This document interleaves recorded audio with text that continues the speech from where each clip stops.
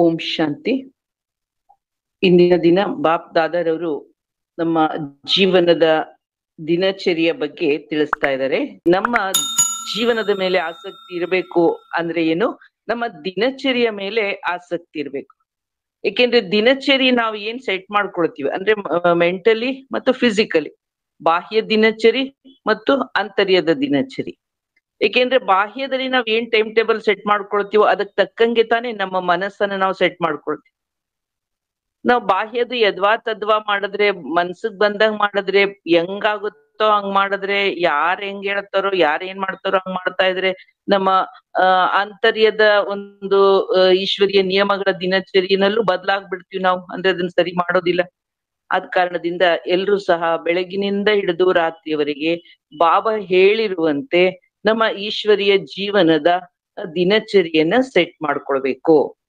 ಈ ಬಗ್ಗೆ ಇವತ್ತು ಬಾಪ್ದಾದ ನಮ್ಮೆಲ್ರಿಗೂ ತಿಳಿಸ್ತಾ ಇದ್ದಾರೆ. ಅಪ್ನಿ ದಿನಚರ್ಯಾ ಕೋ ಸೆಟ್ ಕರೋ.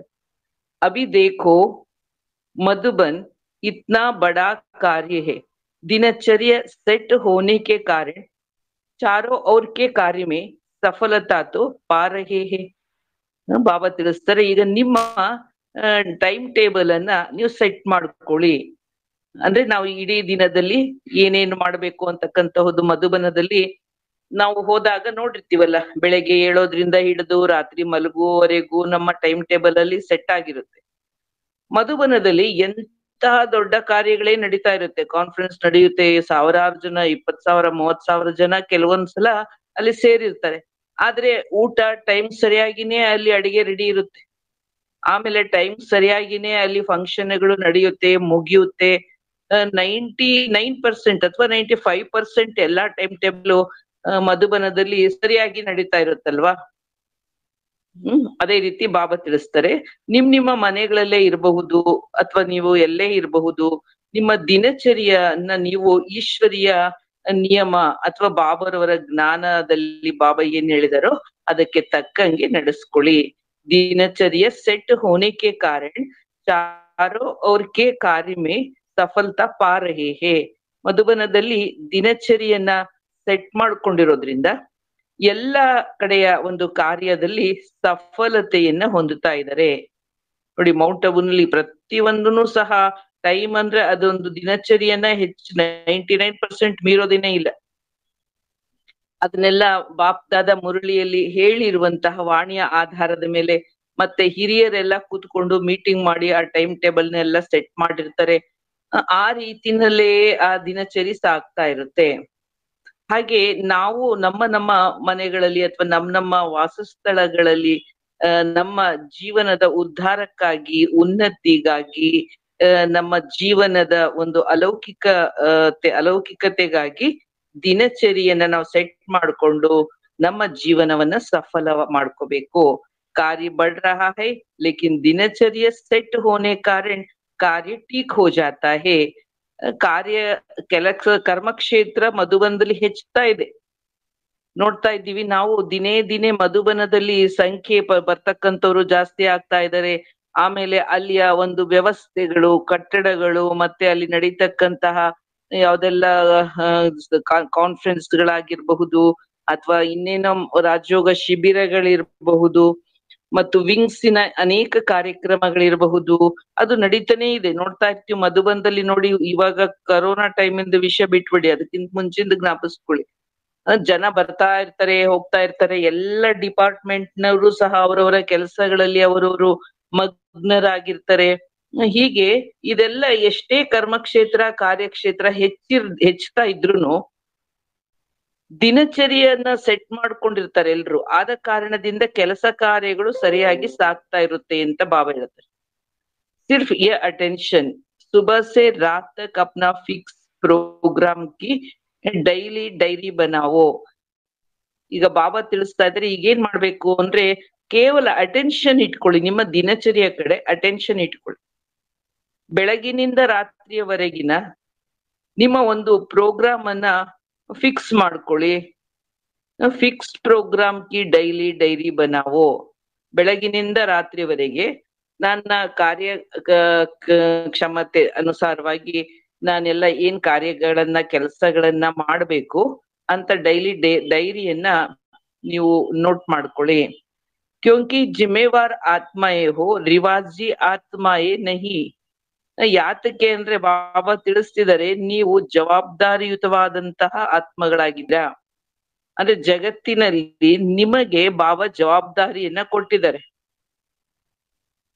ನಿಮ್ಗೆ ವಿಶ್ವದ ಒಂದು ಕಲ್ಯಾಣ, ಆತ್ಮ ಕಲ್ಯಾಣದ ಒಂದು ವಿಶೇಷ ಜವಾಬ್ದಾರಿ ಇದೆ ಅಂದಾಗ ಆ ಜವಾಬ್ದಾರಿಯನ್ನ ಗಮನದಲ್ಲಿಟ್ಕೊಂಡು ನೀವು ಟೈಮ್ ಟೇಬಲ್ ಅನ್ನ ಹಾಕೊಳ್ಳಿ. ನೀವು ಸಾಮಾನ್ಯವಾದಂತಹ ಜನರಲ್ಲ, ನೀವು ಸಾಮಾನ್ಯವಾದಂತಹ ಆತ್ಮಗಳಲ್ಲ, ವಿಶೇಷ ಜವಾಬ್ದಾರಿಯುತವಾದಂತವ್ರು. विश्व कल्याणकारी आत्मा ये हो तो जितना बड़ा आदमी होता है उनकी दिनचर्या सेट होती है. ನೀವು ಎಂತಹ ಮಹಾನ್ರಂದ್ರೆ ವಿಶ್ವ ಕಲ್ಯಾಣಕಾರಿ ಆತ್ಮಗಳು ಅಂತ ಬಾಬಾ ಹೇಳ್ತಾರೆ. ಇವತ್ತು ಜಗತ್ತಿನಲ್ಲಿ ಎಲ್ಲೆಲ್ಲಿ ನೋಡಿದ್ರೂ ಸಹ ಅಕಲ್ಯಾಣದ ಸುದ್ದಿನೇ. ಅಂದ್ರೆ ಎಲ್ಲ ಕಡೆ ಅಲ್ಲಿ ಹಾಗಾಯ್ತು, ಇಲ್ಲಿ ಹೀಗಾಯ್ತು ಅಂತ ಸುದ್ದಿ ಕೇಳಿದ್ರೆ ಎಲ್ಲ ಒಂದು ನೀರಸ ನಿರಾಶಾಜನಕವಾದಂತಹ ವಿನಾಶಕಾರಿ ಅಥವಾ ಏನೋ ಒಂದು ಆಗೋಯ್ತು ಅಂತಹ ಸುದ್ದಿಗಳನ್ನೇ ನೋಡ್ತಾ ಇದೀವಿ. ಅಂದ್ರೆ ಅಕಲ್ಯಾಣಕರವಾದ ವಿಷಯಗಳನ್ನೇ ಕೇಳ್ತೀವಿ. ಇದರ ನಡುವೆ, ಇಂಥ ಅಕಲ್ಯಾಣ ಎಂಬ ಕತ್ತಲಿನ ನಡುವೆ ನೀವು ವಿಶ್ವ ಕಲ್ಯಾಣಕಾರಿ ಅಂದ್ರೆ ಬೆಳಕನ್ನ ಮೂಡಿಸ್ತಕ್ಕಂತಹ, ಜಗತ್ತಿನ ಒಳಿತನ್ನ ಮಾಡ್ತಕ್ಕಂತಹ ಒಂದು ಜ್ಯೋತಿ ಸ್ವರೂಪದ ಕಲ್ಯಾಣಕಾರಿ ಆತ್ಮರು ನೀವಾಗಿದ್ದೀರಿ. ಅಂದ್ಮೇಲೆ ಜಗತ್ತಿನಲ್ಲಿ ಇವತ್ತು ನಿಮ್ಮ ಅವಶ್ಯಕತೆ ಇದೆ. ನೀವೇ ಜಗತ್ತಿಗೆ ಬಹಳ ಹಿರಿಯರಾಗಿದ್ದೀರಿ. ಅಂದ್ರೆ ಜಗತ್ತಿನ ನೋಡಿ, ಯಾರು ಒಳಿತನ್ ಮಾಡ್ತಾರೋ ಅವರೇ ದೊಡ್ಡವರು ತಾನೆ, ಆ ಸಮಯಕ್ಕೆ ಅವರೇ ದೊಡ್ಡವರು. तो जितना बड़ा आदमी होता है उसका दिनचर्या ಸೆಟ್ ಹೋತಿ ಹೇ. ಲೌಕಿಕವಾಗಿಯೂ ತಗೊಳ್ಳಿ, ಎಷ್ಟು ಗಣ್ಯರಾಗಿರ್ತಾರೋ ಅವರ ಒಂದು ಟೈಮ್ ಟೇಬಲ್ ಸೆಟ್ ಇರುತ್ತಲ್ವಾ. ಬಡೆ ಆದ್ಮಿ ಕಿ ನಿಶಾನಿ ಹೇ ಅಕ್ಯುರೇಟ್. ಸಾಮಾನ್ಯವಾಗಿ ಗಣ್ಯರ ಒಂದು ಲಕ್ಷಣ, ಗುರುತು ಏನಂದ್ರೆ ಅವರು ಅಕ್ಯುರೇಟ್ ಆಗಿರ್ತಾರೆ. ಅಂದ್ರೆ ಅವರಿಗೆ ಪ್ರತಿಯೊಂದು ಸಹ ಅದಕ್ಕೆ ಸಮಯ ಅಂತಕ್ಕಂತಹುದು ನಿಗದಿಯಾಗಿರುತ್ತೆ. ಮತ್ತು ಆ ನಿಗದಿತ ಸಮಯದಲ್ಲಿ ಅವರು ಕರಾರುವಾಕ್ಕಾದಂತಹ ಆ ಸಮಯವನ್ನ, ಅಂದ್ರೆ ಕರಾರುವಾಕ್ಕಾಗಿ ಅವರು ಆ ಕೆಲಸ ಕಾರ್ಯಗಳನ್ನ ಮಾಡ್ಲಿಕ್ಕೆ ಅವರು ಸಮಯವನ್ನ ಏನ್ ಮಾಡ್ತಾರೆ, ಮೇಂಟೈನ್ ಮಾಡ್ತಾರೆ. ಆ ಸಮಯವನ್ನ ಅವರು ಸರಿಯಾದ ರೀತಿನಲ್ಲಿ ಸದುಪಯೋಗ ಮಾಡ್ತಾರೆ. ಅಕ್ಯುರೇಟ್ ಕ ಸಾಧನೆ ದಿನಚರ್ಯಕ್ಕೆ ಸೆಟ್ಟಿಂಗ್. ಯಥಾರ್ಥವಾಗಿ ಮತ್ತು ಸರಿಯಾದ ರೀತಿಯಲ್ಲಿ ಅವರು ಸಮಯವನ್ನ ನಿಭಾಯಿಸ್ಲಿಕ್ಕೆ ಅವರು ಹೇಗೆ ಸಾಧ್ಯ ಅಂದ್ರೆ ಅವರ ಒಂದು ಟೈಮ್ ಟೇಬಲ್ ಸೆಟ್ ಆಗಿರುತ್ತೆ. ಅಂದ್ರೆ ಬೆಳಗ್ಗೆ ಅವರು ನಾವು ಉದಾಹರಣೆಗೆ ಮೋದಿಯವ್ರನ್ನ ತೆಗೆದುಕೊಂಡ್ರೆ ಅವರ ಬಗ್ಗೆ ತಿಳಿಸ್ತಾರೆ. ಅವ್ರು ಬೆಳಗ್ಗೆ ಇಷ್ಟು ಗಂಟೆಗೆ ಹೇಳ್ತಾರೆ, ಆನಂತರ ಅವರು ಹೀಗೆ ಇಷ್ಟು ಸಮಯ ಅವರು ವ್ಯಾಯಾಮ ಅಥವಾ ವಾಕಿಂಗ್ ಅನ್ನ ಮಾಡ್ತಾರೆ. ಆಮೇಲೆ ನಾವು ನೋಡ್ತೀವಲ್ಲ, ಅನೇಕ ಗಣ್ಯರು, ಸ್ವಾಮೀಜಿಗಳಿರಬಹುದು ಅಥವಾ ಗುರುತರವಾದಂತಹ ಗಣ್ಯರಿರಬಹುದು, ಆಮೇಲೆ ಅವರು ಇಷ್ಟು ಸಮಯ ಅವರು ಪೇಪರ್ ನೋಡ್ತಾರೆ, ಆಮೇಲೆ ಅವ್ರ ಆಫೀಸ್ ಇಷ್ಟು ಗಂಟೆಗೆ ಹೋಗ್ತಾರೆ, ಅದಾದ ನಂತರ ಅವ್ರು ಈ ತರ ಎಲ್ಲ ಅವ್ರದ್ದು ಏನೇನ್ ಮಾಡ್ತಾರೆ ಅಂತಕ್ಕಂಥದ್ದು. ಆಮೇಲೆ ಏನಾದ್ರು ಅವ್ರು ವಿಸಿಟ್ ಮಾಡ್ತಾರೆ ಬೇರೆ ಕಡೆಗಳಲ್ಲಿ ಅಂದ್ರೆ ಅದ್ ಎಷ್ಟು ಗಂಟೆಗೆ ಎಲ್ಲಿ ಹೋಗ್ತಾರೆ, ಅಲ್ಲಿ ಎಷ್ಟು ನಿಮಿಷ ಅವ್ರು ಇರ್ಬೇಕು, ಇದೆಲ್ಲನೂ ಸಹ ಅವರ ಟೈಮ್ ಟೇಬಲ್ ಸೆಟ್ ಆಗಿರುತ್ತೆ. ಅಲ್ಲಿ ಹೋದಾಗ ಅವ್ರು ಎಷ್ಟು ನಿಮಿಷ ಮಾತನಾಡ್ಬೇಕು, ಅವ್ರು ಏನ್ ಮಾತನಾಡ್ಬೇಕು, ಅದೆಲ್ಲ ಮೊದ್ಲೇ ಪೂರ್ವ ನಿಯೋಜಿತವಾಗಿರುತ್ತೆ. ಹಾಗೆ ಬಾಬಾ ಹೇಳ್ತಾರೆ, ನೀವು ಸಹ ಈ ಜಗತ್ತಿನಲ್ಲಿ ನೀವೊಂದು ಸ್ಪೆಷಲ್ ಆಗಿದ್ದೀರಿ. ವಿಶ್ವ ಕಲ್ಯಾಣಕ್ಕೆ ನಿಮ್ಮ ಅಗತ್ಯವಿದೆ. ನಾನು ನಿಮ್ಮನ್ನೇ ಹಿರಿಯರು ಅಂತ ಮುಂದಿಟ್ಟಿದ್ದೀನಿ. ನೀವು ನಿಮ್ಮ ಟೈಮ್ ಟೇಬಲ್ ಅನ್ನ ಈ ಪ್ರಕಾರವಾಗಿ ಸೆಟ್ ಮಾಡ್ಕೊಳ್ಳಿ. ಹೇಗ್ ಬೇಕೋ ಹಾಗೆ, ಮನಸ್ಸಿಗೆ ಬಂದ ಹಾಗೆ, ಯಾರು ಹೇಗ್ ಮಾಡ್ತಾರೋ ಹಾಗೆ, ಪರಿಸ್ಥಿತಿ ಹೇಗ್ ಬರುತ್ತೋ ಹಾಗೆ, ಈ ತರ ಯದ್ವಾ ತದ್ವಾ ನಮ್ಮ ದಿನಚರಿಯನ್ನ ಬಾಬಾ ಹೇಳ್ತಾರೆ ಒಂದು ಅವ್ಯವಸ್ಥಿತವಾಗಿ ಅಥವಾ ಅದಕ್ಕೊಂದು ಟೈಮ್ ಟೇಬಲ್ ಸೆಟ್ ಮಾಡ್ಕೊಳ್ಳದೆ ಹಾಗೆ ಬಿಟ್ರೆ ಏನಾಗುತ್ತೆ, ಅದು ಹೇಗೇಗೋ ಹೋಗ್ತಾ ಇರುತ್ತೆ. ಆ ರೀತಿಯಾಗಿ ಆಗ್ಬಾರ್ದು, ನೀವು ಸೆಟ್ ಮಾಡ್ಕೊಳ್ಳಿ ಅಂತ ಬಾಬಾ ಹೇಳ್ತಾರೆ. ಇದೇ ಗಣ್ಯರ, ದೊಡ್ಡ ಮನುಷ್ಯರ ಲಕ್ಷಣವಾಗಿದೆ. ಏನಂದ್ರೆ ಅಕ್ಯುರೆಸಿ. ಅಲ್ಲಿ ಅವರು ಒಂದು ಯಥಾರ್ಥ ಅಥವಾ ಒಂದು ಸಮಯ ಪ್ರಜ್ಞೆನಲ್ಲಿ ಒಂದು ಪರ್ಫೆಕ್ಟ್ ಆಗಿ ಅವರ ಅಕ್ಯುರೆಸಿ ಅಂದ್ರೆ ಅದನ್ನ ಸರಿಯಾದ ರೀತಿಯಲ್ಲಿ ಯಥಾರ್ಥವಾಗಿ ಅವರ ದಿನಚರಿಗೆ ತಕ್ಕಂತೆ ಅವರು ನಡ್ಕೊಳ್ತಾರೆ. ಅಕ್ಯುರೇಟ್ ಕ ಸಾಧನೆ ದಿನಚರ್ಯಕ್ಕೆ ಸೆಟ್ಟಿಂಗ್. ಅವರು ಇಷ್ಟು ಗಂಟೆಗೆ ಇಷ್ಟು ನಿಮಿಷಕ್ಕೆ ಬರ್ತಾರೆ ಅಂದ್ರೆ ಅದ್ ಬರ್ಲಿಕ್ಕೆ ಅವ್ರು ಕೆಲವೊಮ್ಮೆ ಹೆಚ್ಚು ಕಮ್ಮಿ ಆಗುತ್ತೆ, ಯಾಂತ್ರಿಕ ದೋಷಗಳಿಂದ ತಾಂತ್ರಿಕ ದೋಷಗಳಿಂದ ಅದು ಬೇರೆ. ಆದ್ರೆ ಅವರು ತಮ್ಮ ಪ್ರಯತ್ನವನ್ನಂತೂ ಇದೇ ರೀತಿಯಾಗಿ ಇಟ್ಕೊಂಡಿರ್ತಾರೆ. ಇದಕ್ಕೆ ಕಾರಣ ಏನಂದ್ರೆ ಅವರ ದಿನಚರಿಯ ಸೆಟ್ಟಿಂಗ್ ಆಗಿರುತ್ತೆ ಅಂತ ಬಾಬಾ ಹೇಳುತ್ತೆ. ಈಗ ಎಲ್ಲಾರು ಸಹ ಯೋಚನೆ ಮಾಡಿ, ನಾವೆಲ್ಲರೂ ಸಹ ನಮ್ಮ ದಿನಚರ್ಯವನ್ನ ಹೀಗ್ ಸೆಟ್ಟಿಂಗ್ ಮಾಡ್ಕೊಂಡಿರ್ತೀವ. ಈಗ ಅಡಿಗೆ ಮನೆಗ್ ಮಾತೇರ್ ಹೋಗ್ತೀರಾ, ಅಡಿಗೆ ಮನೆಯಲ್ಲಿ ನಿಮ್ಮ ದಿನಚರ್ಯ ಎಷ್ಟೊತ್ತಿರ್ಬೇಕು, ತಿಂಡಿ ಟೈಮ್ಗೆ ಎಷ್ಟೊತ್ತಿರ್ಬೇಕು, ಅಥವಾ ಇನ್ನು ಇನ್ನೊಂದು ಮನೆ ಕೆಲ್ಸಗಳು ಇರುತ್ತಲ್ಲ, ಯಾವ್ಯಾವ ಕೆಲ್ಸಗಳಿಗೆ ಎಷ್ಟೆಷ್ಟೊತ್ತು ಅಂತ ಸೆಟ್ ಮಾಡ್ಕೊಳ್ಳೋದು. ಅನಂತರ ನಿಮ್ಮ ಪುರುಷಾರ್ಥ ಎಷ್ಟೊತ್ತು, ಆತ್ಮದ ಕಲ್ಯಾಣದ ಸಮಯ ಅಥವಾ ವಿಶ್ವ ಸೇವೆಯ ಸಮಯ, ಇದಕ್ಕೆಲ್ಲ ನೀವು ಸೆಟ್ಟಿಂಗ್ ಮಾಡ್ಕೊಂಡಿರ್ತೀರಾ. ಮತ್ತೆ ಯೋಗ ಮಾಡ್ಲಿಕ್ಕೆ ಎಷ್ಟ್ ಸಮಯ, ಜ್ಞಾನ ಕೇಳಲಿಕ್ಕೆ ಎಷ್ಟ್ ಸಮಯ, ಇದೆಲ್ಲ ಸೆಟ್ ಮಾಡ್ಕೊಂಡಿರ್ತೀರ. ಈಗ ಆಟೋಮೆಟಿಕ್ ಆಗಿ ಸಂಜೆ ಕ್ಲಾಸ್ ಟೈಮ್ ಆಯ್ತು ಅಂದ್ಮೇಲೆ ನೀವು ಕ್ಲಾಸ್ ನ ಕೇಳೋದು, ಯೋಗ ಮಾಡೋದು ಇದನ್ನಾದ್ರೂ ಮಾಡ್ಬೇಕು. ಜಾಸ್ತಿ ಪರ್ಫೆಕ್ಟ್ ಆಗಿಲ್ಲ ಅಂದ್ರು ಮೇಜರ್ ಆದ್ರೂ ಮಾಡ್ಬೋದಲ್ಲ, ಮುಖ್ಯವಾದಂತಹದನ್ನಾದ್ರೂ ಮಾಡ್ಬೋದಲ್ಲ. ಬೆಳಗ್ಗೆ ಸಾಯಂಕಾಲ ಕ್ಲಾಸ್ ಕೇಳೋದು ಅಥವಾ ಹಗ್ಲೊತ್ತು ಈ ತರ ಎಲ್ಲ ನಿಮ್ಮ ಈಶ್ವರಿಯ ದಿನಚರಿಯನ್ನ ಮುಖ್ಯವಾದದ್ದನ್ನಾದ್ರೂ ಒಂದು ಅಟ್ಲೀಸ್ಟ್ ಒಂದು 50 to 75% ಒಳಗಾದ್ರೂ ನಾವ್ ಇರ್ಬೋದಲ್ಲ. ನಾವು ಪರ್ಫೆಕ್ಟ್ 100% ತಗೊಳ್ಳಿಲ್ಲ ಅಂದ್ರುನು ಮನಸ್ಸಿಗೆ ಮದ್ದಂಗ್ ಮಾಡ್ಕೊಳ್ತಾ ಇದ್ರೆ ನಮ್ಮ ಸಾಧನೆಗೆ ಬಾಬಾ ಏನ್ ಮಾರ್ಕ್ಸ್ ಕೊಡ್ಬೇಕು, ಅಥವಾ ನಮ್ಗಾದ್ರೂನು ಹೇಗೆ ಪುರುಷಾರ್ಥದಲ್ಲಿ ನಮಗೆ ಸಪೋರ್ಟ್ ಸಿಗುತ್ತೆ ಬಾಬಾ ಅವ್ರದ್ದು. तो एक व्यक्ति 10 व्यक्ति का कार्य कर सकता है. दिनचर्या की बाबा ತಿಳಿಸ್ತಾರೆ, एक्यूरेट का साधन है दिनचर्या की सेटिंग. एक व्यक्ति 10 व्यक्ति का कार्य कर सकता है. सेटिंग के समय एनर्जी बच जाती है. ಬಾಬಾ ತಿಳಿಸ್ತಾರೆ, ನಿಮ್ಮಲ್ಲಿ ಒಂದು ಅಕ್ಯುರೆಸಿ ಬಂದ್ರೆ, ಅಂದ್ರೆ ನೀವು ಈ ಕರಾರುವಾಕ್ಕಾಗಿ ನೀವ್ ಏನ್ ಮಾಡ್ಬೇಕೋ ಅವಾಗ ಅದನ್ನೇ ಮಾಡ್ತಾ ಇದ್ರೆ, ಸಮಯದ ಒಂದು ನಿರ್ವಹಣೆಯನ್ನ ನೀವು ಮಾಡ್ತಾ, ನೀವು ನಿಮ್ಮ ಕಾರ್ಯಕ್ರಮಗಳನ್ನೆಲ್ಲ ನಿಮ್ಮ ಸಮಯವನ್ನ ಹೊಂದಿಸ್ಕೊಂಡು ಆ ಸಮಯಕ್ಕೆ ತಕ್ಕಂಗೆ ಕಾರ್ಯವನ್ನ ನೀವು ನಿಭಾಯಿಸಿದ್ರೆ, ಒಬ್ಬ ಮನುಷ್ಯ 10 ಜನ ಮಾಡುವಷ್ಟು ಕೆಲಸ ಮಾಡ್ಲಿಕ್ಕೆ ಸಾಧ್ಯತೆ ಇರುತ್ತೆ ಅಂತ ಬಾಬಾ ಹೇಳ್ತಾರೆ. ಅಂದ್ರೆ ನಿಮ್ಮ ಕಾರ್ಯಕ್ಷಮತೆ ಜಾಸ್ತಿ ಆಗುತ್ತೆ ಅಂತ ಬಾಬಾ ತಿಳಿಸ್ತಾರೆ.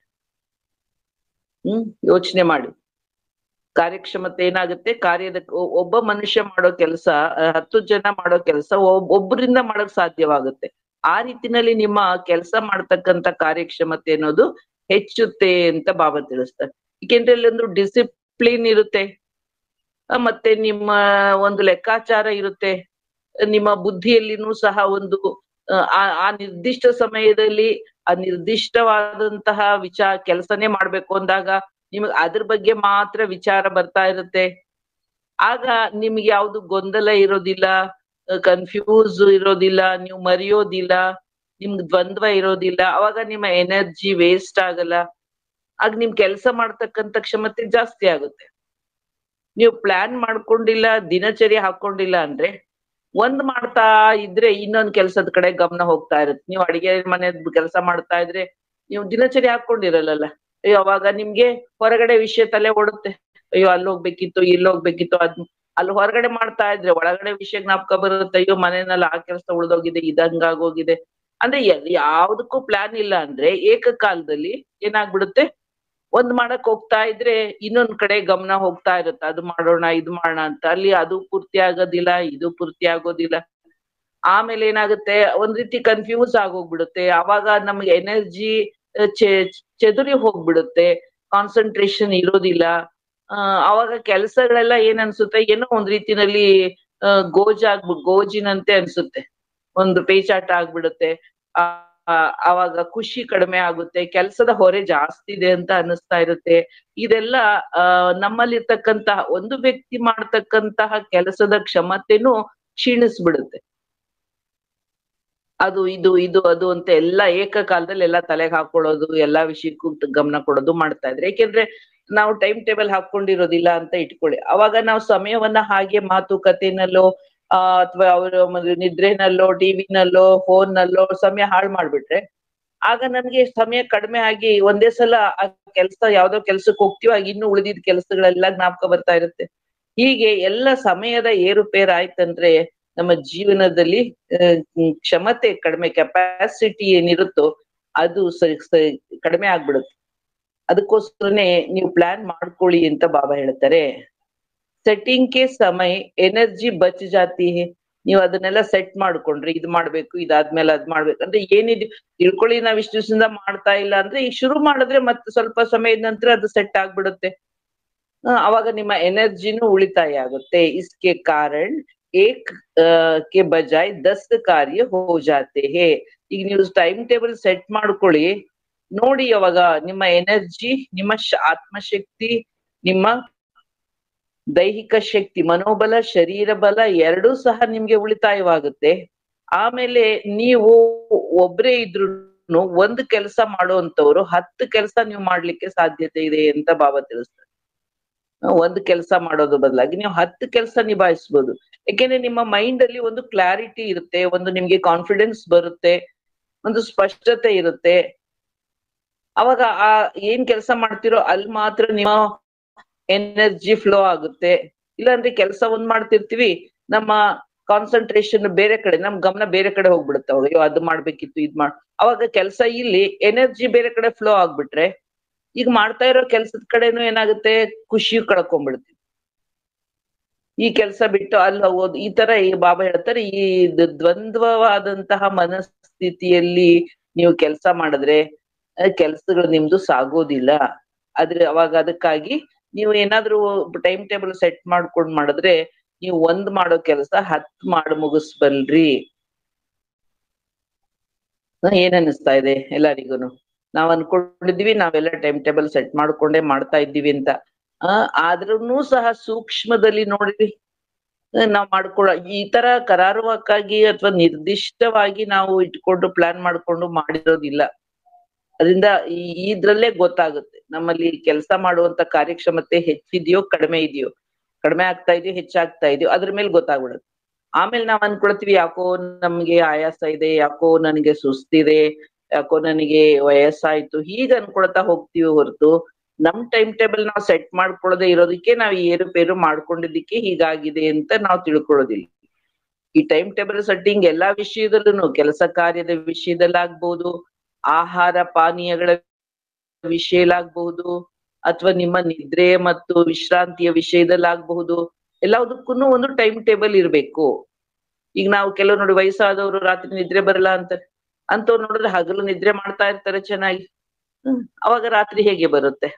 ರಾತ್ರಿ ನಿದ್ದೆ ಬರ್ಲಿಲ್ಲ ಅಂದ್ರೆ ಮತ್ತೊಂದು ಇನ್ನೊಂದು ಮತ್ತೆ ಅದ್ರ ನೆಕ್ಸ್ಟ್ ದಿನದ ದಿನಚರಿ ಎಲ್ಲ ಹೆಚ್ಚು ಕಮ್ಮಿ ಆಗೋಗುತ್ತೆ. ಹಗಲೆಲ್ಲ ಕೆಲಸದ ಆಸಕ್ತಿ ಹೋಗ್ಬಿಡುತ್ತೆ ನಿದ್ರೆ ಇಲ್ಲ ಅಂದ್ರೆ.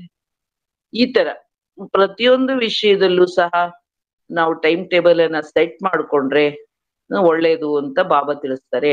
ಅಚ್ಚ ಸದಾ ಸಂತುಷ್ಟ ಆತ್ಮಯೇ ಹೋನ. ಎಲ್ಲಾನು ಸಹ ಸಂತುಷ್ಟರಾಗಿರುವಂತ ಆತ್ಮರೇ ಆಗಿದ್ದೀರಲ್ವಾ, ಎಲ್ಲ ಖುಷಿಯಾಗಿರ್ತಕ್ಕಂತ ಆತ್ಮರಾಗಿದ್ದೀರಾ. ಅದನ್ನ ದಾದಿಯವರು ಹೇಳ್ತಾ ಇದ್ರಲ್ಲ ಇವತ್ತು ಕ್ಲಾಸ್ ಅಲ್ಲಿ. ದಿಲ್ ಬೇಜು ಅಂತ ನೀವು ಮನಸ್ಸನ್ನ ಯಾರಿಗಾದ್ರೂ ಮನಸ್ ಬೇಕಾ ಮನ್ಸು ಅಂತ ಬೀದಿನಲ್ಲಿ ಸೊಪ್ಪು ಬೇಕಾ ಸೊಪ್ಪು ಅಂತ ಕುತ್ಕೊಂಡು ಹೋಗ್ತಾರಲ್ಲ ತರಕಾರಿ ಅಂತೆಲ್ಲ, ಹಾಗೆ ನನ್ ಮನ್ಸ್ ಯಾರು ತಗೋತಾರ ಅಂತ ನೀವು ಮನಸ್ಸಿನ ಒಂದು ಬೇಜ್ನ ಅಂದ್ರೆ ಮಾರೋದು ಅಂತ. ಮನಸ್ಸನ್ನ ಯಾರು ಕೊಡ್ಲಿ ಅಂತ ಕೆಲವರು ವಿಚಾರ ಮಾಡ್ತಾ ಇರ್ತಾರಂತೆ. ಅಂದ್ರೆ ಅವರಿಗೆ ಯಾರಾದ್ರೂ ಹತ್ತಿರ ಇರ್ಬೇಕು, ಹತ್ತಿರದವರಾಗ್ಬೇಕು, ಪ್ರೀತಿ ಪಾತ್ರರಾಗ್ಬೇಕು, ಅವರ ಮನಸ್ಸಿನ ಭಾವನೆಗಳನ್ನೆಲ್ಲ ಅರ್ಥ ಮಾಡ್ಕೊಂಡು ಮಾತಾಡ್ಕೊಂಡಿರ್ಬೇಕು. ಹೀಗೆ ಒಂದು ವ್ಯಕ್ತಿಗಳ ಒಂದು ಆಧಾರ, ವ್ಯಕ್ತಿ ಸ್ನೇಹದ ಅಥವಾ ನಮ್ಮ ಮನಸ್ಸಿನ ಬೇಸರ ನೀಗಿಸುವಂತವರು ಇತ್ಯಾದಿಯಾಗಿ ಎಕ್ಸ್ಪೆಕ್ಟೇಷನ್ ಅನ್ನ ಇಟ್ಕೊಂಡ್ರೆ ಅಂತವ್ರು ಮನಸ್ಸನ್ನ ಮಾರ್ಲಿಕ್ಕೆ ಹೊರಟಿರ್ತಾರೆ. ಅಂದ್ರೆ ನನ್ ಮನಸ್ಸು ಯಾರಿಗಾದ್ರೂ ಕೊಡೋಣ ಅಂತ, ನನ್ ಮನ್ಸಿಂದೆಲ್ಲ ಹೇಳ್ಕೊಡೋಣ ಅಂತ ಯೋಚನೆ ಮಾಡ್ತಿರ್ತಾರಂತೆ. ಅಂತವ್ರು ಯಾವತ್ತು ತೃಪ್ತರ ಮನಸ್ಕರು, ಸಂತುಷ್ಟ ಮನಸ್ಕರು ಆಗೋದಿಲ್ಲ. ಅದರಿಂದ ದಾದಿ ಹೇಳ್ತಾರೆ, ನೀವ್ ಮನಸ್ಸನ್ನ ಕೊಡೋಂಗಿದ್ರೆ ಭಗವಂತನಿಗೆ ಕೊಡ್ರಿ.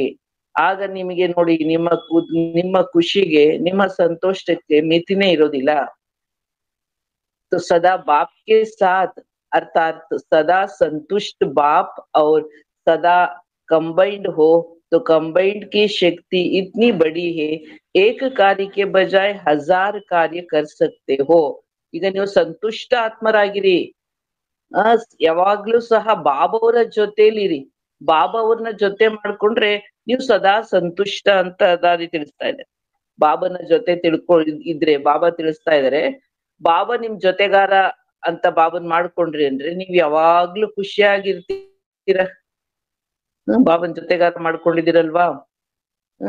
ಬಾಪ್ ಅವ್ರ ಸದಾ ಕಂಬೈನ್ಡ್, ತಂದೆ ಮತ್ತು ಬಾಪ್ ಅವ್ರ ಬಾಬಾ ಮತ್ತು ನಾನು ಇಬ್ರು ಹೇಗಿರ್ಬೇಕಂದ್ರೆ ಸದಾ ಕಂಬೈನ್ಡ್ ಅಂತ ಬಾಬಾ ಹೇಳ್ತಾರೆ. ಒಬ್ಬರನ್ನ ಬಿಟ್ಟು ಒಬ್ರು ಅಗಲುವಂಗಿಲ್ಲ. ನನ್ ಜೊತೆನಲ್ಲಿ ಬಾಬಾ, ಬಾಬನ್ ಜೊತೆನಲ್ಲಿ ನಾನು ಮತ್ತು ಬಾಬಾ ಒಂದ್ ರೀತಿನಲ್ಲಿ ಒಂದಾಗ್ಬಿಟ್ಟಿದೀವಿ. ಬೆಸುಗೆ ಆಗಿದೆ ನೋಡಿ, ಯಾವ್ದಾದ್ರು ಒಂದು ಬೆಸುಗೆ ಆಗ್ಬಿಟ್ರೆ ಅದನ್ನ ಬೇರ್ಪಡ್ಸಕ್ಕೆ ಆಗಲ್ಲ. ಆ ತರ ಆತ್ಮ ಪರಮಾತ್ಮನ ಬೆಸುಗೆ ಕಂಬೈನ್ಡ್ ಆಗ್ಬಿಡ್ಬೇಕು. ಆವಾಗ ಎಂತ ಶಕ್ತಿ ಇರುತ್ತೆ ನೋಡಿ, ಅದಕ್ಕೆ ಶಿವಶಕ್ತಿ ಅಂತ ಹೇಳ್ತಾರೆ. ಆತ್ಮ ಪರಮಾತ್ಮ ಶಿವ ಮತ್ತು ನಾನು ಆತ್ಮ ಶಕ್ತಿ, ಇದರ ಶಕ್ತಿ ಎಷ್ಟು ಹಿರಿದಾಗಿರುತ್ತೆ ಅಂದ್ರೆ, ಕಂಬೈನ್ಡ್ की शक्ति कितनी बड़ी है, एक कार्य के बजाय 1000 कार्य कर सकते हो. ಒಂದು ಕಾರ್ಯದ ಬದಲಾಗಿ 1000 ಕಾರ್ಯಗಳನ್ನ ನೀವು ಮಾಡ್ಲಿಕ್ಕೆ ಸಾಧ್ಯ ಇದೆ ಅಂತ ಬಾಬಾ ತಿಳಿಸ್ತಾರೆ. ಕ್ಯೂಂಕಿ 1000 ಭುಜಾವೋ ವಾಲಾ ಬಾಪ್ ಆಪ್ಕೆ ಸಾಥ್ ಹೇ. ಅದು ಹೇಗೆ ಅಂದ್ರೆ, ನಮ್ಮ ಈ ಬಾಬನ ಜೊತೆಗೆ ನಾವು ಕಂಬೈಂಡ್ ಆಗಿದ್ವಿ ಅಂದ್ರೆ ಬಾಬನ್ಗೆ ಎಷ್ಟು ಕೈಗಳು? 1000 ಸಹಸ್ರ ಬಾಹು ಭಗವಂತನದ್ದು. ಅದರ ಸಹಸ್ರ ಬಾಹುಗಳು ಭಗವಂತನದ್ದು ಅಂದ್ರೆ ಅದು ನಮ್ದು ಆಗೋಯ್ತು. ಅದರಿಂದ ಸಹಸ್ರ ಬಾಹುಗಳು ಮಾಡುವ ಕೆಲಸ ನಮ್ಮ ಮುಖಾಂತರ ಬಾಬಾ ಮಾಡಿಸ್ಕೊಂಡ್ಬಿಡ್ತಾರೆ. ಅದರಿಂದ ಯಾವಾಗ್ಲೂ ಬಾಬಾವರ ಜೊತೆಗೆ ಕಂಬೈಂಡ್ ಆಗಿರಿ. ನೋಡಿ, ಇದೆಂತ ದೊಡ್ಡ ಮಾತು. ಇದು ಯಾರಿಗೂ ಅರ್ಥವಾಗೋದಿಲ್ಲ ಲೌಕಿಕದವರಿಗೆ ಹೇಳಿದ್ರೆ. ಈಗ ನಿಮಗೆ ಇದು ಅರ್ಥ ಆಗ್ತಾ ಇದೆ. ಬಾಬಾವ್ರನ್ನ ಜೊತೆಯಾಗಿಟ್ಕೊಳ್ಳಿ, ನೀವು ಸಹಸ್ರ ಕೆಲಸ ಕಾರ್ಯಗಳು ನಿಮ್ಮ ಕೈಯಿಂದ ಸಾಧ್ಯತೆ ಇದೆ. ಎಲ್ಲಾರು ಯೋಚನೆ ಮಾಡ್ತಿರ್ತೀರಿ ತಾನೆ, ಏನೋ ಒಂದು ಈ ಕೊರೋನಾ ಟೈಮಲ್ಲಿ ಮೊದ್ಲು ತರ ಟೈಮ್ ಟೇಬಲ್ ಎಲ್ಲ ಚೇಂಜ್ ಆಗೋಯ್ತು, ಏನೋ ಮೊದ್ಲು ತರ ಇಂಟ್ರೆಸ್ಟ್ ಇಲ್ಲ, ಹಾಗೆ ಹೀಗೆ ಕೆಲ್ಸಗಳು ಮಾಡಿದ್ರು ಕೆಲ್ಸಗಳು ಸಾಗೋದಿಲ್ಲ ಅಂದ್ರೆ ಜೀವನದಲ್ಲಿ ಒಂದ್ ರೀತಿನಲ್ಲಿ ಡಿಪ್ರೆಷನ್, ನಿರಾಶೆ ಈ ಮುಂತಾದವುಗಳು ಒಂದ್ ಅಲ್ಪ ಸ್ವಲ್ಪ ಅಷ್ಟೋ ಇಷ್ಟೋ ಎಲ್ಲಾರು ಫೀಲ್ ಮಾಡ್ತಿರ್ತಾರೆ. ಇದರಿಂದ ಬಾಬಾ ಇವತ್ತು ತಿಳಿಸ್ತಾ ಇದ್ದಾರೆ, ನೀವು ಒಬ್ಬೊಬ್ಬರು ಒಂದ್ ಕೆಲಸ ಮಾಡೋರು 10 ಕಾರ್ಯ ಮಾಡ್ಬೋದು ಅಂತ ಹೇಳಿದ್ರು. ನಿಮ್ಮ ಸ್ವಂತ ಶಕ್ತಿ ನಿಮ್ಮಲ್ಲಿ ಯಾವಾಗ ಟೈಮ್ ಟೇಬಲ್ ಸೆಟ್ ಮಾಡ್ಕೊಳ್ತೀರಿ, ಟೈಮ್ ಟೇಬಲ್ ಜೊತೆಗೆ ಭಗವಂತನನ್ನೇ ನಿಮ್ಮ ಜೊತೆಲಿ ಇಟ್ಕೊಂಡ್ಬಿಟ್ರಿ ಅಂದ್ರೆ, ಬಾಬಾ ಹೇಳ್ತಾರೆ 1000 ಬಾಹು ಇರತಕ್ಕಂತಹ ಭಗವಂತ, ಸಹಸ್ರ ಭುಜಧಾರಿ ಭಗವಂತ, ಅವನು ನಿಮ್ಮವರಾಗ್ಬಿಟ್ರೆ ಅಥವಾ ಬಾಬಾ ನೀವು ಕಂಬೈಂಡ್ ಆದ್ರಿ ಅಂದ್ರೆ ನಿಮಗೆ ಸಹಸ್ರ ಭುಜಗಳು ಮಾಡುವ ಕಾರ್ಯ ನೀವು ಮಾಡ್ಲಿಕ್ಕೆ ಅಂದ್ರೆ ನಿಮ್ಮಿಂದ ಬಾಬಾ ಮಾಡಿಸ್ಕೊಳ್ತಾರೆ. ನೋಡಿ ಎಂಥ ಒಂದು ಶಕ್ತಿಶಾಲಿಯಾದ ಮಾತನ್ನ ಬಾಬಾ ತಿಳಿಸ್ತಾ ಇದೆ. ಇದು 9/10/1981 ಬಾಬರವರ ವಾಣಿಯಾಗಿತ್ತು. ಈಗ ನಾವು ಮುಂದಿನ ವಾಣಿ ಕೇಳೋಣ. ಇದೆಲ್ಲ ಮುಖ್ಯಾಂಶಗಳು, ಆಯ್ಕೆ ಮಾಡಿದಂತಹ ಪಾಯಿಂಟ್ಗಳು ದಿನಚರಿಯ ಬಗ್ಗೆ. एक बात अटेंशन में रखनी है, सदा अपने को बिजी रखो, ಖಾಲಿ नहीं. ಒಂದು ಮಾತಿನ ಕಡೆ ಅಟೆನ್ಷನ್ ಇಟ್ಕೊಳ್ಳಿ. ಏನಂದ್ರೆ ಯಾವಾಗ್ಲೂ ನಿಮ್ಮನ್ನ ನೀವು ಬ್ಯುಸಿ ಮಾಡ್ಕೊಳ್ಳಿ, ಖಾಲಿ ಇರಬೇಡಿ. ಅಂದ್ರೆ ಕಾರ್ಯಗಳಲ್ಲಿ ರಚನಾತ್ಮಕ ಕ್ರಿಯೇಟಿವಿಟಿಯಲ್ಲಿ ಬ್ಯುಸಿ ಇಟ್ಕೊಳ್ಳಿ. ಶರೀರ और बुद्धि दोनों से बिजी रहो, ಬಿಸಿ ಮೆನ್ ಬನು ಬಿಸ್ನೆಸ್ ಮೆನ್ ನಹಿ. ಬಾಬಾ ತಿಳಿಸ್ತಾರೆ, ನೀವು ಭೌತಿಕವಾಗಿ ಅಂದ್ರೆ ಫಿಸಿಕಲ್ ಆಗಿನೂ ಬ್ಯುಸಿ ಇರಿ. ಅಂದ್ರೆ ಬಾಹ್ಯ ಹೊರಗಡೆಯ ಈಗ ಕೆಲಸ ಕಾರ್ಯ ಅವ್ರವ್ರದೇ ಒಂದೊಂದು ಕೆಲಸ ಕಾರ್ಯಗಳಿರುತ್ತಲ್ಲ, ನಿಮ್ ಕೆಲಸಗಳಲ್ಲಿ ಆದ್ರೂನು ಬ್ಯುಸಿ ಇರಿ. ಭೌತಿಕವಾಗಿ ಮತ್ತು ಬೌದ್ಧಿಕವಾಗಿ ಬುದ್ಧಿಪೂರ್ವಕವಾಗಿಯೂ ನೀವು ಬುದ್ಧಿಯಿಂದಲೂ ಬ್ಯುಸಿ ಇರಿ. ಶರೀರ ಮತ್ತು ಮನಸ್ಸು ಇದೆರಡೂನು ಸಹ ಬ್ಯುಸಿ ಇರ್ಲಿ. ಈ ತರ ಬ್ಯುಸಿ ಆಗಿರುವ ಬ್ಯುಸಿ ಮೆನ್ ಆಗಿ ಬಿಸ್ನೆಸ್ ಮೆನ್ ಆಗ್ಬೇಡಿ. ಏನಿರ್ಬೇಕು, ಶರೀರನು ಬ್ಯುಸಿ ಮಾಡ್ಕೋಬೇಕು, ಬುದ್ಧಿನೂ ಬ್ಯುಸಿ ಮಾಡ್ಕೋಬೇಕು. ಈಗ ಬುದ್ಧಿ ಬ್ಯುಸಿ ಮಾಡ್ಕೊಳ್ತೀನಿ, ಮನಸ್ ಬ್ಯುಸಿ ಮಾಡ್ಕೊಳ್ತೀನಿ ಅಂತ ಒಂದೇ ಕಡೆ ಕೂತ್ಕೊಂಡು ವಾಣಿ ಓದುತ್ತೀನಿ, ಯೋಗ ಮಾಡ್ತೀನಿ ಅಂತ ಕೂತು ಮತ್ತೆ ಶುಗರ್ BP ಎಲ್ಲ ಜಾಸ್ತಿ ಆಗ್ಬಿಡುತ್ತೆ. ಅದಕ್ಕೋಸ್ಕರ ಬುದ್ಧಿ ಮನಸ್ಸಿಂದ ಬರೀ ಕೂತ್ಕೊಳ್ಳೋ ಕೆಲ್ಸನೇ ಕೆಲವರಿಗೆ ಇರುತ್ತಲ್ಲ, ಅವರು ಏನ್ ಮಾಡ್ಬೇಕು, ಎದ್ದು ಅದು ಇದು ಕೆಲಸ ಕಾರ್ಯಗಳನ್ನ ಮಾಡ್ಬೇಕು. ಅಂದ್ರೆ ಶಾರೀರಿಕವಾಗಿ ಅವರು ಎಕ್ಸರ್ಸೈಸ್ ಆಗುವಂತ ಕೆಲಸಗಳನ್ನ ಮಾಡ್ಬೇಕು. ಈಗ ಬ್ಯುಸಿ ಇಟ್ಕೊಳ್ಳಿ. जैसे कर्म की दिनचर्या सेट करते हो, ऐसे बुद्धि की दिनचर्या भी सेट करो. ಹೇಗೆ ನೀವು ಕೆಲಸಗಳ ಒಂದು ದಿನಚರಿಯನ್ನ ಸೆಟ್ ಮಾಡ್ಕೊಳ್ತೀರಲ್ವಾ?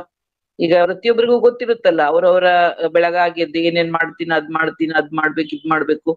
ಹೇಗೆ ಭೌತಿಕ ಅಂದ್ರೆ ಸ್ಥೂಲ ದಿನಚರಿ ಸೆಟ್ ಮಾಡ್ಕೊಳ್ತೀರಲ್ಲ, ಹಾಗೆ ಬುದ್ಧಿಯ ದಿನಚರಿಯನ್ನ ಸೆಟ್ ಮಾಡ್ಕೊಳ್ಳಿ. ಬುದ್ಧಿಯ ದಿನಚರಿ ಅಂದ್ರೆ ಏನು? ಈ ಅಲೌಕಿಕ ಜ್ಞಾನ ನಮ್ಗೆ ಗೊತ್ತಿದೆ. ಬುದ್ಧಿಯಿಂದ ಏನ್ ಸೆಟ್ ಮಾಡ್ಕೋಬೇಕು? ನಾನು ಆತ್ಮ, ದ್ವಾಪರ ಯುಗದಿಂದ ಕಲಿಯುಗದವರೆಗೆ ನಾನ್ ಜನ್ಮಗಳನ್ನ ತಗೊಂಡ್ ಬರ್ತಾ ನಾನು ರಜೋ ತಮೋ ಗುಣದಲ್ಲಿ ಬಂದಿದ್ದೇನೆ. ನನ್ನ ವಿಕರ್ಮಗಳನ್ನೆಲ್ಲ ಭಸ್ಮ ಮಾಡಿಸ್ಕೋಬೇಕು. ಅದೆಲ್ಲ ಕೆಲ್ಸ. ಹೇಗೆ ನಮ್ಗೆ ಆ ಕೆಲ್ಸ ಇದೆ, ಈ ಕೆಲ್ಸ ಇದೆ ಅಂತ ಹೇಳ್ತಾ ಇರ್ತೀವಲ್ಲ, ಎಷ್ಟೊಂದ್ ಕೆಲ್ಸ ಇದೆ ಅಂತ. ಹಾಗೆ ಆತ್ಮದ ಕೆಲ್ಸ ಏನಿದು? ಬುದ್ಧಿಯ ಕೆಲ್ಸ ಭಗವಂತನ ನೆನಪು ಮಾಡೋದು. ನಮ್ದು ಅನೇಕ ಜನ್ಮಗಳ ಪಾಪಗಳನ್ನೆಲ್ಲ ನಾನೀಗ ಭಸ್ಮ ಮಾಡ್ಕೋಬೇಕಾಗಿದೆ. ಅದಕ್ಕಾಗಿ ನಾನು ಜ್ವಾಲಾರೂಪದ ಅಂದ್ರೆ ಯೋಗ ಅನ್ನೋದು ಜ್ವಾಲೆಯಂತೆ ಉರಿದೇಳಬೇಕು. ಅದೆಲ್ಲೂ ತಣ್ಣಗಾಗ್ಬಾರ್ದು. ಆ ರೀತಿ ಯೋಗ ಸ್ಥಿತ ಆಗ್ಬೇಕು. ಕೆಲ್ಸ ಮಾಡ್ಕೊಳ್ತಾ ಕೈಗಳ ಕೆಲಸ ಮಾಡ್ತಾ ಇರ್ಲಿ, ನಮ್ ಮನಸ್ಸು ಬುದ್ಧಿ ಬಾಬನ ನೆನಪಿನಲ್ಲಿ ಇರ್ಬೇಕು. ಹೀಗೆ ನಾವು ಯೋಗದ ಬಗ್ಗೆನೂ ಸಹ ಅಥವಾ ನಮ್ಮ ಮನಬುದ್ಧಿಯ ಬಗ್ಗೆನೂ ಹೇಗ್ ಇಟ್ಕೋಬೇಕು ಅಂತ ಮೈಂಡಿನ ಒಂದು ಟೈಮ್ ಟೇಬಲ್ ಅನ್ನ ಅಥವಾ ಮೈಂಡಿನ ಒಂದು ಆತ್ಮೋನ್ನತಿಯನ್ನ ನೀವು ಸೆಟ್ ಮಾಡ್ಕೊಳ್ಳಿ. ಅಭಿ ಯ ಸೋಚ್ನಾ ಹೇ ಯ ಕರ್ನಾ ಹೇ. ದಿನಚರ್ಯ ಸೆಟ್ ಹೋಗಿತ್ತು ಉಸಿ ಪ್ರಮಾಣ ಬಿಸಿ ಹೋ ಜಾಯಂಗೆ. ಅಂದ್ರೆ ನಾವು ಇವತ್ತು ಏನ್ ಮಾಡ್ಬೇಕು ಅಂತ ಮೊದ್ಲೇ ಕೆಲ್ಸ ಏನ್ ಮಾಡ್ಬೇಕು ಅಂತ ಟೈಮ್ ಟೇಬಲ್ ಮೊದ್ಲೇ ಫಿಕ್ಸ್ ಮಾಡ್ತಿರ್ತಾನೆ. ಇವತ್ತಿನ ದಿನ ಈ ಕೆಲ್ಸ ಮಾಡ್ಬೇಕು ಅಂತ ನಾವು ಮೊದ್ಲೇ ಯೋಚನೆ ಮಾಡ್ಕೊಳ್ತೀವಿ. ಮೊದ್ಲೇ ಟೈಮ್ ಟೇಬಲ್ ಹಾಕೋತೀವಿ. ಹಾಗೇನೆ ಇವತ್ತು ನಾನು ಏನ್ ಮಾತಾಡ್ಬೇಕು, ಒಂದ್ ಕಡೆ ಭಾಷಣಕ್ಕೆ ಹೋಗ್ತೀರ, ಏನ್ ಮಾತಾಡ್ಬೇಕು ಅಂತಾನು ಮೊದ್ಲೇ ಯೋಚನೆ ಮಾಡ್ತೀರಿ. ಆ ರೀತಿನಲ್ಲಿ ಬಾಬಾ ತಿಳಿಸ್ತಾ ಇದಾರೆ, ನೀವು ಮೈಂಡಿನ ಟೈಮ್ ಟೇಬಲ್ ಸೆಟ್ ಮಾಡ್ಕೊಳ್ಳಿ. ಇವತ್ತು ನಾನು ಏನ್ ಯೋಚನೆ ಮಾಡ್ಬೇಕು ಅಂದ್ರೆ ಯಾವ ರೀತಿಯಲ್ಲಿ ನಾನು ಯೋಚಿಸ್ಬೇಕು, ಏನ್ ಮಾಡ್ಬೇಕು, ಈ ತರ ನೀವು ಟೈಮ್ ಟೇಬಲ್ ಅನ್ನ ಸೆಟ್ ಮಾಡ್ಕೊಂಡ್ರೆ ಅದಕ್ಕೆ ತಕ್ಕಂಗೆ ನೀವು ಬ್ಯುಸಿ ಆಗ್ತೀರಿ. ಈಗ ನಾನು ಏನ್ ಯೋಚಿಸ್ಬೇಕು ಅಂತ ನೀವು ಸೆಟ್ ಮಾಡ್ಕೋಬೇಕು. ಏನ್ ಯೋಚಿಸ್ಬೇಕು? ಸಾಮಾನ್ಯವಾಗಿ ನೀವು ಸುಮ್ನೆ ಇದ್ಬಿಟ್ರಿ ಅಂದ್ರೆ ಏನ್ ಮಾಡುತ್ತೆ ಮನ್ಸು?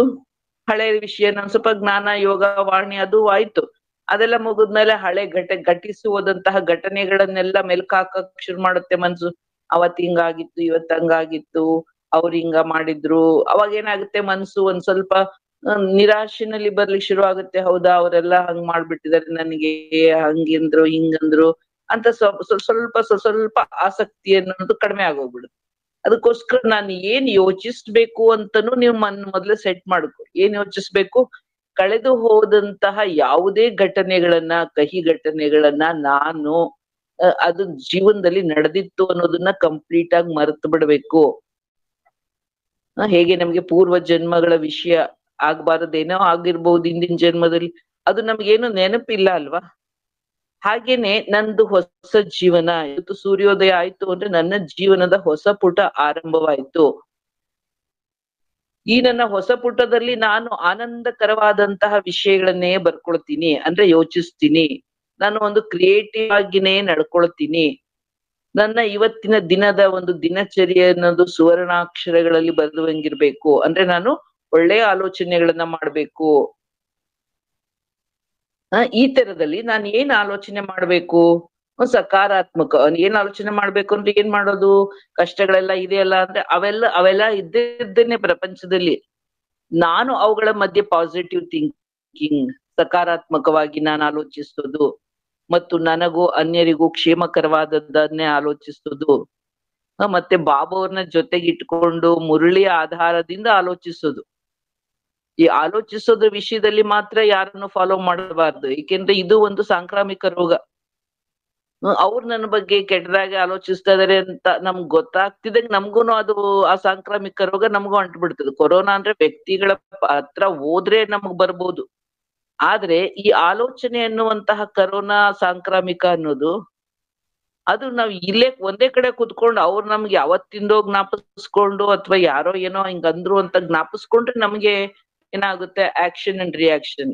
ಅವರ ಒಂದು ವಿಷಯಗಳು ನಮ್ಮ ಮನಸ್ಸಿಗೆ ಬಂದ ತಕ್ಷಣ ಮನಸ್ಸು ಅದಕ್ಕೆ ಸ್ಪಂದಿಸ್ಲಿಕ್ಕೆ ಶುರುವಾಗ್ಬಿಡುತ್ತೆ. ಅದು ಫೀಲ್ ಅಲ್ಲಿ ಬಂದ್ಬಿಡ್ತೀವಿ. ಆದ ಕಾರಣದಿಂದ ನಮ್ಮ ಆಲೋಚನೆಗಳ ಮೇಲೆ ನಿಯಂತ್ರಣ ಇಟ್ಕೋಬೇಕು ಅಂತ ಬಾಬಾ ಹೇಳ್ತಾರೆ. ನೀವು ಏನ್ ಆಲೋಚಿಸ್ಬೇಕು? ಯಾಕೆ ನಮ್ಗೆ ಬಾಬಾ ಬೇಕಾದಷ್ಟು ಭಗವಂತ ಸಿಕ್ಕಿದನಲ್ಲ, ನಾವು ಸಂತೋಷಕರವಾದಂತಹ ಜೀವನ ನಡೆಸಲಿಕ್ಕೆ ಆಲೋಚಿಸಬಹುದು. ಜೀವನದಲ್ಲಿ ಚಾಯ್ಸ್ ನಮಗಿದೆ, ಒಳ್ಳೇದನ್ನ ಯೋಚಿಸಬಹುದು. ದಿನಚರ್ಯ ಸೆಟ್ ಹೋಂಗಿ ಉಸ್ ಪ್ರಮಾಣ ಬಿಸಿ ಹೋ ಜಾಯಂಗೆ. ಹೀಗೆ ನಾವು ಉತ್ತಮವಾದಂತ ಆಲೋಚನೆಗಳನ್ನ ನಾವು ತಂದ್ಕೊಂಡಾಗ, ಅದೇ ತರ ನಾವು ನಮ್ಮ ಒಂದು ಟೈಮ್ ಟೇಬಲ್ ನಮ್ ದಿನಚರಿ ಸೆಟ್ ಮಾಡ್ಕೊಂಡಾಗ ಅದಕ್ಕೆ ತಕ್ಕಂಗೆನೆ ನಾವು ಬ್ಯುಸಿ ಆಗ್ತೀವಿ. ನೋಡಿ, ನಮ್ ಮನ್ಸು ಹೇಗಿರುತ್ತೋ ನಮ್ ಮನೆ ವಾತಾವರಣನೂ ಹಾಗೆ ಇರುತ್ತೆ. ನಿಮ್ ಮನ್ಸು ಖುಷಿ ಖುಷಿ ಆಗಿದ್ರೆ ನಿಮ್ ಮನೇನು ಸ್ವಚ್ಛವಾಗಿ ಇಟ್ಕೊಳ್ತೀರಿ, ನಿಮ್ಮ ಒಂದು ಮನೇನು ಸುಂದರವಾಗಿ ಇಟ್ಕೊಳ್ತೀರಿ. ಮನೆಯಲ್ಲಿರೋ ವ್ಯಕ್ತಿಗಳ ಜೊತೆನಲ್ಲಿ ನೀವು ಒಂದು ಮಧುರವಾದ ಬಾಂಧವ್ಯಗಳಿಂದ ವರ್ತಿಸ್ತೀರಾ. ಅಂದ್ರೆ ಮನಸ್ಸಿನಲ್ಲಿ ಆಲೋಚನೆಗಳು ಚೆನ್ನಾಗಾದ ತಕ್ಷಣ ನಮ್ಮ ಎಲ್ಲಾ ಬಾಂಧವ್ಯಗಳಲ್ಲೂ ಒಂದು ಮಧುರತೆ ಬರುತ್ತೆ. ಹೀಗೆ ಅದು ಒಂದಕ್ಕೊಂದು ನಾವು ಒಳ್ಳೆಯದ್ರಲ್ಲಿ ಬ್ಯುಸಿ ಆಗಕ್ ಶುರು ಆಗ್ತೀವಿ. बिजी रहने वाले को किसी भी रूप में माया वार नहीं कर सकती. ಹೀಗೆ ಮೊದಲು ಮನ್ಸಿಂದ ಟೈಮ್ ಟೇಬಲ್ ಇಂದ ಸ್ಟಾರ್ಟ್ ಮಾಡಿ ನೀವು ಬಾಹ್ಯದ್ರಲ್ಲಿ ಕ್ರಿಯೇಟಿವಿಟಿ ನಿಮ್ಮಲ್ಲಿ ಬೆಳೆಸ್ಕೊಳ್ತಾ ನೀವು ಬ್ಯುಸಿ ಆದ್ರಿಂದ್ರೆ, ಬ್ಯುಸಿ ಆದವರ ಬಳಿ ಮಾಯೆ ಯಾವುದೇ ರೂಪದಲ್ಲಿ ಆಕ್ರಮಣ ಮಾಡಲಿಕ್ಕೆ ಅವ್ರ ಮೇಲೆ ಮಾಯೆ ದಾಳಿ ಮಾಡೋದು ಸಾಧ್ಯವೇ ಇಲ್ಲ ಅಂತ ಬಾಬಾ ತಿಳಿಸ್ತಾರೆ. ಬುದ್ಧಿ ಕೋ ಬ್ಯುಸಿ ಕರ್ನೆ ಕಾ ಸಾಧನ್ ಸದಾ ಅಪ್ನಾವೋ. ಅದರಿಂದ ಬುದ್ಧಿಯನ್ನ ಬ್ಯುಸಿ ಮಾಡ್ಕೊಳ್ತಕ್ಕಂತಹ ಒಂದು ವ್ಯವಸ್ಥೆ ಮಾಡ್ಕೊಳ್ಳಿ. ಒಂದು ಪ್ರಯತ್ನದಲ್ಲಿ ನಿಮ್ಮ ಪ್ರಯತ್ನವನ್ನ ರೂಢಿಸ್ಕೊಳ್ಳಿ. ಏನು ಬುದ್ಧಿಯನ್ನ ಬ್ಯುಸಿ ಮಾಡ್ಕೊಳ್ಳೋದು. ಪರಿಸ್ಥಿತಿಗಳು ಬಂದು ನಿಮ್ ಬುದ್ಧಿ ಬ್ಯುಸಿ ಮಾಡೋದಲ್ಲ.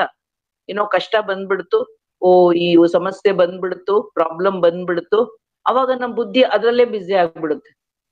ಇಂಥ ಪ್ರಾಬ್ಲಮ್ ಬಂತ, ಅದನ್ನ ಹೆಂಗ್ ಸಾಲ್ವ್ ಮಾಡೋದು, ಇಂಥ ಪ್ರಾಬ್ಲಮ್ ನನ್ಗೆ ಯಾಕೆ ಬರ್ಬೇಕು, ನನ್ ಜೀವನದಲ್ಲೇ ಹಿಂಗಾಗುತ್ತಾ, ಏನ್ ಬಾಬಾ, ಈ ತರ ನಾವು ಪ್ರಾಬ್ಲಮ್ ಬಂದಾಗ ನಾವು ಯೋಚನೆ ಮಾಡಕ್ ಶುರು ಮಾಡೋದಲ್ಲ. ಎಲ್ಲಾರ್ಗು ಪ್ರಾಬ್ಲಮ್ ಇದ್ದೇ ಇರುತ್ತೆ. ನಾವು ಮುಂಚಿತವಾಗಿನೇ ಏನ್ ಮಾಡ್ಬೇಕು, ನಮ್ಮ ಬುದ್ಧಿಯನ್ನ ಒಳಿತಾದ ವಿಚಾರಗಳಲ್ಲಿ ಬಾಬಾ ತಿಳಿಸಿದ್ರಲ್ಲ, ನಮ್ಮ ಒಂದು ಆನಂದಕರವಾದಂತ ಒಂದು ಒಳ್ಳೆಯ ವಿಷಯದಲ್ಲಿ ನಮ್ಮ ಕ್ರಿಯೇಟಿವ್ ಆಗಿ ನಮ್ಮ ಬುದ್ಧಿಯನ್ನ ಬ್ಯುಸಿ ಮಾಡ್ಕೊಳ್ತಕ್ಕಂತಹ ಒಂದು ಪ್ರಯತ್ನವನ್ನ ನೀವು ರೂಢಿಸ್ಕೊಳ್ಳಿ. ಅಂದ್ರೆ ಹೇಗೆ ಬಾಹ್ಯ ಕೆಲಸ ಕಾರ್ಯಗಳು ನಮ್ ತಲೆಯಲ್ಲಿ ಇರುತ್ತೆ, ಅಷ್ಟೊಂದು ಕೆಲಸ ಇದೆ, ಇಷ್ಟೊಂದು ಕೆಲಸ ಇದೆ ಅಂತ. ಹಾಗೆ ಬುದ್ಧಿನಲ್ಲೂ ಸಹ ನಾವು ಬಾಬಾ ಹೇಳಿದಂತಹ ರೀತಿನಲ್ಲಿ ನಮ್ ಜೀವನ ಸುಂದರ ಮಾಡ್ಕೊಳಕ್ಕಾಗಿ ನಮ್ಮ ಬುದ್ಧಿಯ ಆಲೋಚನೆಗಳನ್ನ ಏನ್ ಆಲೋಚನೆ ಮಾಡ್ಬೇಕು ಅಂತನೂ ಸಹ ನೀವು ಅದಕ್ಕೆ ಸಂಬಂಧಿತವಾದಂತಹ ಸಾಧನಗಳು, ಅಂದ್ರೆ ಅದಕ್ಕೆ ತಕ್ಕಂತಹ ವಿಚಾರಗಳನ್ನೇ ನೀವು ನಿಮ್ಮದನ್ನಾಗಿ ಮಾಡ್ಕೊಳ್ರಿ. ಜೈಸೆ ಶರೀರ್ ಕೋ ಬ್ಯುಸಿ ರಖನೆ ಕಾ ಸಾಧನ ಹೇ, ಐಸೆ ಬುದ್ಧಿ ಸೇ ಸದಾ ಯಾದ್ ಮೇ ನಶೆ ಮೇ ಬ್ಯುಸಿ ರಹೋ. ಹೇಗೆ ಶಾರೀರಿಕವಾಗಿ ಬ್ಯುಸಿ ಮಾಡ್ಕೊಳಕ್ಕೆ ನಿಮ್ಗೆ ಏನಾದ್ರೂ ಒಂದು ವ್ಯವಸ್ಥೆ ಮಾಡ್ಕೊಂಡಿರ್ತೀರ. ಅಂದ್ರೆ ಶಾರೀರಿಕವಾಗಿ, ಉದಾಹರಣೆ ನೀವು ಮನೆ ಕ್ಲೀನ್ ಮಾಡ್ತಿರೋ ಅಥವಾ ಹೊರಗಡೆ ಹೋಗ್ತಕ್ಕಂತಹ ಅಣ್ಣಂದ್ರು ಅಲ್ಲಿ ಏನೋ ಅದು ಇದು ಕೆಲಸ ಮಾಡೋದು, ಹೀಗೆ ದೈಹಿಕವಾಗಿ ನಿಮ್ಗೆ ಬ್ಯುಸಿ ಮಾಡ್ಕೊಳಕ್ಕೆ ಆ ಕೆಲ್ಸ ಈ ಕೆಲ್ಸ ಅನ್ನೋದೆಲ್ಲ ನಿಮ್ಗೆ ಒಂದು ಸಾಧನೆ ಆಗಿರುತ್ತೆ. ಹಾಗೆ ಬುದ್ಧಿಯನ್ನ ಸದಾ ಪರಮಾತ್ಮನ ನೆನಪಿನಲ್ಲಿ ಮತ್ತು ನಿಮ್ಮ ಆಂತರಿಕವಾದಂತಹ ಆತ್ಮಿಕವಾದ ಈ ಸಾಧನೆಯ ನಶೆಯಲ್ಲಿ ನಿಮ್ಮನ್ನ ಬ್ಯುಸಿ ಮಾಡ್ಕೊಳ್ಳಿ ಅಂತ ಬಾಬಾ ಹೇಳ್ತಾರೆ. ಅಂದ್ರೆ ಇದೇ ನಮ್ಮ ಬುದ್ಧಿಯನ್ನ ಸುರಕ್ಷಿತವಾಗಿ ಇಟ್ಕೊಳ್ಳೋದು. ಬುದ್ಧಿಯ ಮೇಲೆ ಯಾವುದು ಪ್ರಭಾವ ಬೀಳೋದಿಲ್ಲ. ನಮ್ಮ ನೋಡಿ, ಎಲ್ಲನೂ ಸಹ ಬುದ್ಧಿಯ ಮೇಲೆ ಅವಲಂಬಿಸಿದೆ.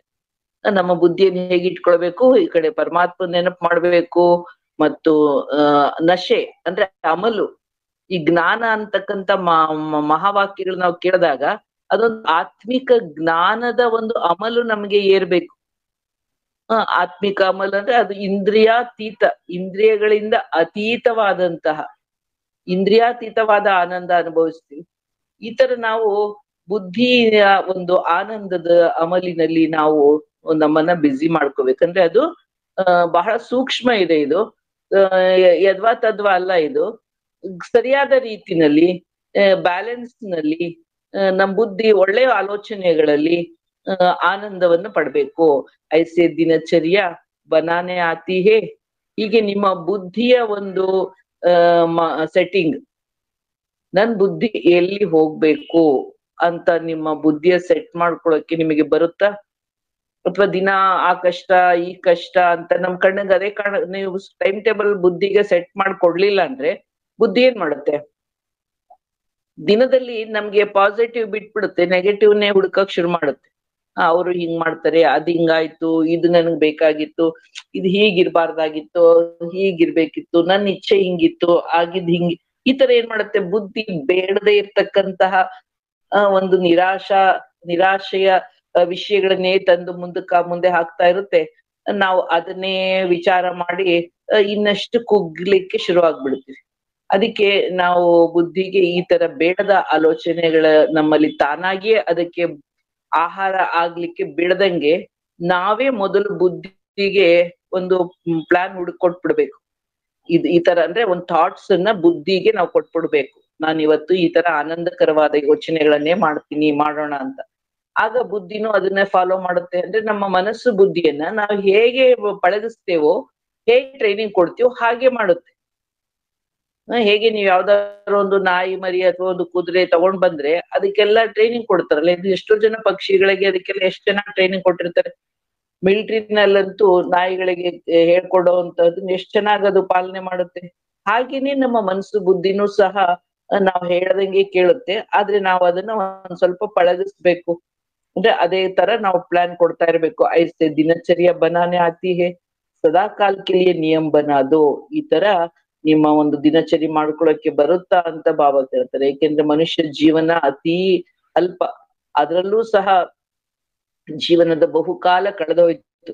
ಇನ್ನುಳಿದ ಎಷ್ಟೋ ಕೆಲವೇ ವರ್ಷಗಳು, ಕೆಲವೇ ಸಮಯ ಉಳಿದಿರುತ್ತೆ.